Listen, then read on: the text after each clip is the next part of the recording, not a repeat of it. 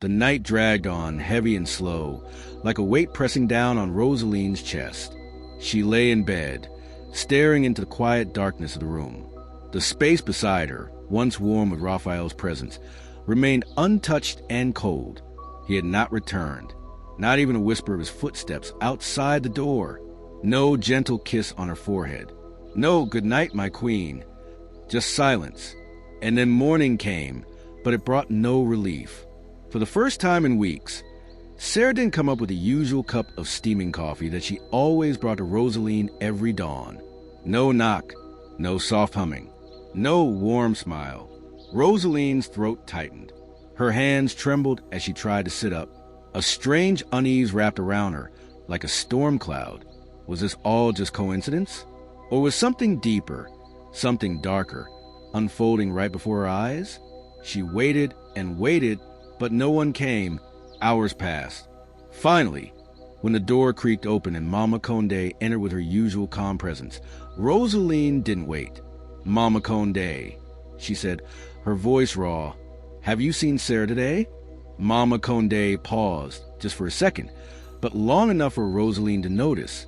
Her eyes darted to the window and then back at Roselline. Her response was too quick, too rehearsed.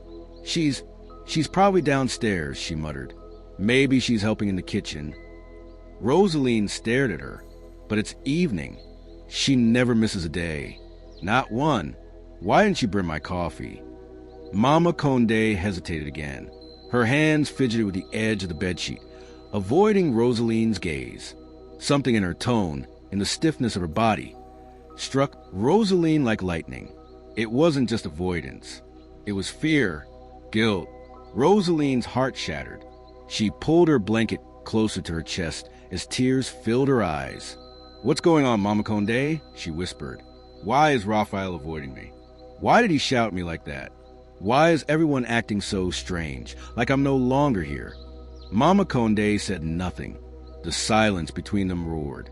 And in that moment, Roselline broke. Tears spilled down her cheeks as her sobs echoed through the walls of the room. Her heart felt like it was sinking into a cold, unfamiliar place. It wasn't just the loneliness. It was a betrayal creeping in, inch by inch. Something was wrong, deeply wrong. And for the first time since her sickness began, she was truly afraid. Mama Conde moved quickly to Roselline's side, her face creased with worry. She sat on the edge of the bed and reached for Roselline's trembling hands. "Please, my daughter, don't cry," she whispered, brushing back strands of hair from Roselline's damp forehead. "Your heart is too fragile now. You need strength." But Roselline could barely hold herself together. She had withered, physically and emotionally. Her once radiant cheeks were now hollow, her skin pale and dry. Even her eyes, once full of light and curiosity, had dimmed. Her nightgown hung loosely on her frame, and her shoulders sagged as though they bore a burden far too heavy for her body. "Mama Conde," her voice cracked, barely above a whisper. "If I were your daughter, would you hide things from me?" The question hit the old woman like a blow to the chest. Tears welled up in Mama Conde's eyes as she looked at the fragile young woman before her. For weeks, she had watched Roselline waste away, slowly, painfully. She had nursed her, fed her, held her hand through countless sleepless nights. And now, she could no longer hide the truth. Her lips trembled as she tried to form words. Then finally she spoke. "My child, forgive me. I didn't want to betray you. I truly didn't." Roselline stared at her, her eyes pleading. "Then why?" Mama Conde lowered her gaze, ashamed. Her voice broke with fear and sorrow. "Raphael warned me. He said if I interfere, if I ever discuss anything with you that doesn't concern your health, he would ruin me. He threatened to send me away, destroy everything I've built for myself. I was scared." A long silence filled the room. Roselline's tears fell freely now, sliding down her cheeks and soaking into her pillow. Her heart pounded with disbelief, grief, and betrayal. So it was true. She wasn't imagining things. The sudden silence, the distant laughter from downstairs, the coldness in Raphael's eyes, the absence of Sarah, the unanswered questions. Raphael was hiding something. And he wasn't the man she had fallen in love with, at least not anymore. "Mama Conde," she whispered through her tears. "How could he? After everything. How could he do this to me?" Mama Conde reached for her, but said nothing. Her hands trembled as she held Roselline's fragile fingers. There were no words that could soothe the storm raging in the young woman's heart. No apology that could undo what had been done. All they had now was the silence between them, and a truth that Roselline could no longer ignore. The sun had long shifted from golden to gray, casting long shadows across Roselline's bedroom walls. Hours passed. Still, Raphael did not come, but his voice did.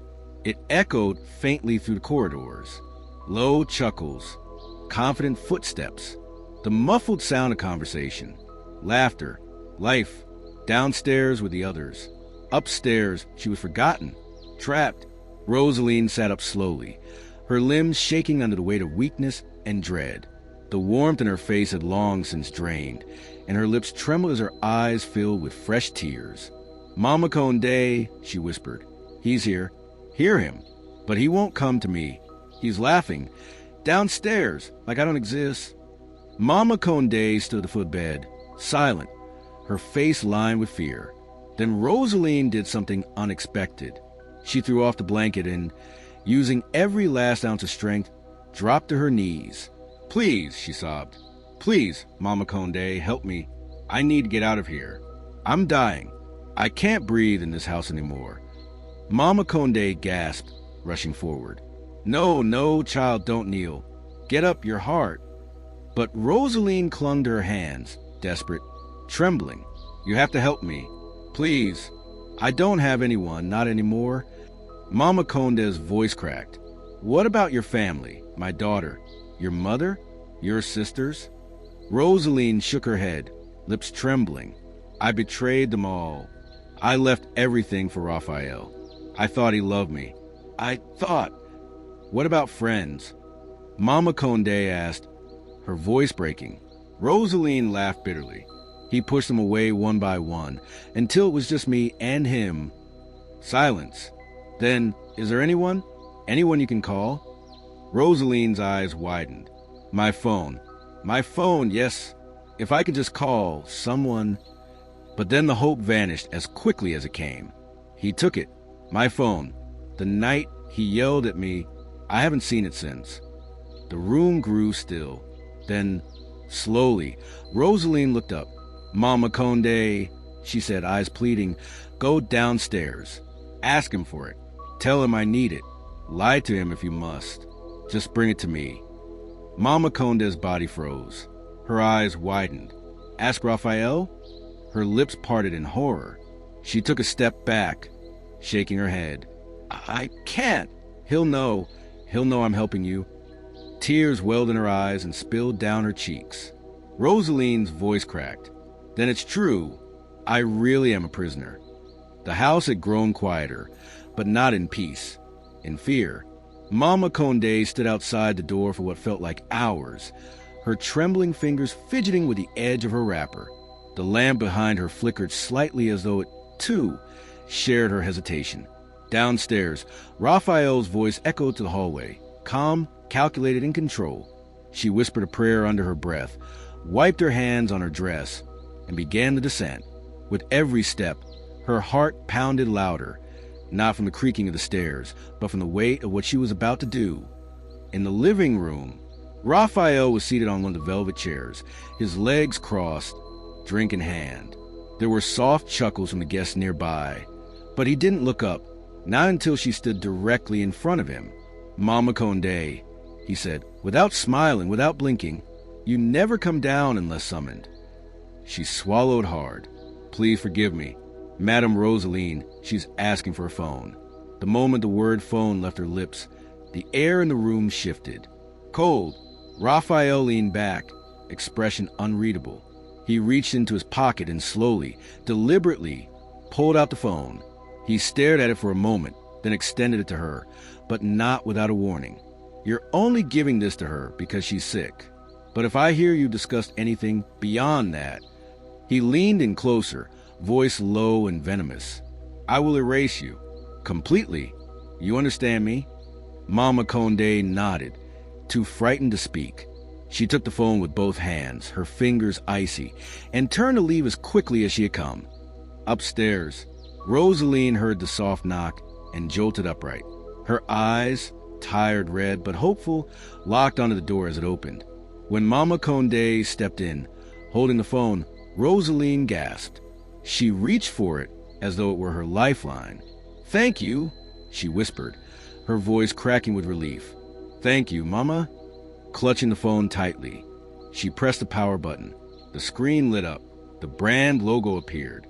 Her fingers trembled. Her lips moved silently in prayer. She waited and waited. Then the home screen loaded. But something was wrong. There were no missed calls, no messages, no photos, no contacts, not even a saved wallpaper. Just a factory blue background, a blank slate. Roselline's breath caught in her throat. No, no, no, no. She opened the message app. Nothing. She tried the call log. Empty. She opened her gallery. No trace. It was all gone. Everything. Her mother's voice messages. Her old conversations with friends. Her reminders. Her drafts. Her memories. Gone. It wasn't just erased. It had been wiped clean. She turned slowly to Mama Conde, her face twisting in shock and betrayal. And then she broke. She collapsed into Mama Conde's arms and began to weep. Not the soft, restrained kind of cries she had known for weeks, but the violent, soul-splitting kind that shakes a body from the inside out.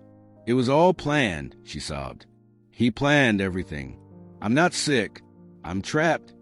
He took everything from me, my family, my friends, and now, even my memories." Mama Conde held her tightly, her own tears falling, but there were no words left to offer. Only silence, only heartbreak, only the echo of a woman who had just realized she wasn't recovering in that house. She was disappearing in it. Thank you for watching. Subscribe to my channel.